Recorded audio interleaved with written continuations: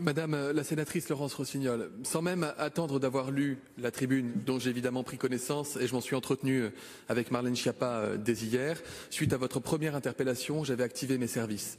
Je vous confirme que j'ai des remontées de territoire attestant du fait qu'il y a une réduction inquiétante du recours à l'IVG dans les conditions qui sont très bien citées dans la tribune et pour lesquelles vous m'aviez déjà interpellé la dernière fois. Je vous avais promis de regarder le sujet parce que mon engagement est total sur ce sujet et vous me donnez l'occasion de vous répondre sur le fond aujourd'hui. D'abord vous dire très clairement qu'il est hors de question que l'épidémie de Covid-19 restreigne le droit à l'avortement dans notre pays. Plusieurs dispositions qui sont à instruction et qui vont être prises dans les plus brefs délais pour la plupart d'entre elles. D'abord, rappelez que pendant l'épidémie, les IVG médicamenteuses doivent être encouragées, facilitées, tout en garantissant un libre choix pour les femmes.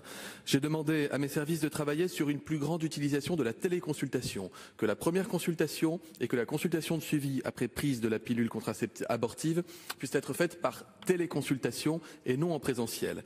Restera alors la question de la consultation au cours de laquelle est délivrée la pilule abortive. Sur ces questions-là, j'ai entendu la demande des gynécologues de repousser le délai de réalisation des IVG médicamenteuses en ville et à domicile de 7 à 9 semaines. On est là sur des questions techniques, à savoir qu'il ne faut pas briser la chaîne du froid parce que cette pilule se conserve dans des conditions congelées et donc nous sommes en train de regarder ce qu'il est possible de faire sans prendre de risques dans la chaîne du médicament, mais je le dis, je n'ai pas d'opposition de principe avec cette mesure. Vous dire que les téléconsultations ont pris un essor incroyable et que ça devrait permettre aussi de répondre aux problématiques de la consultation avant et après.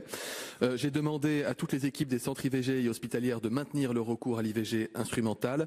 Enfin, sur la question des recours tardifs, nous sommes en train de regarder, il existe une cause d'interruption médicale de grossesse, donc qui ne répond pas à la question des délais pour des raisons de détresse psychosociale.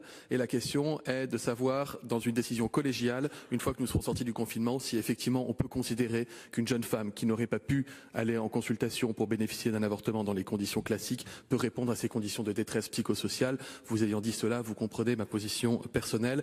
Des réponses très claires seront apportées à l'ensemble de ces sujets en lien avec les gynécologues et avec ma collègue Marlène Schiappa. Je vous remercie.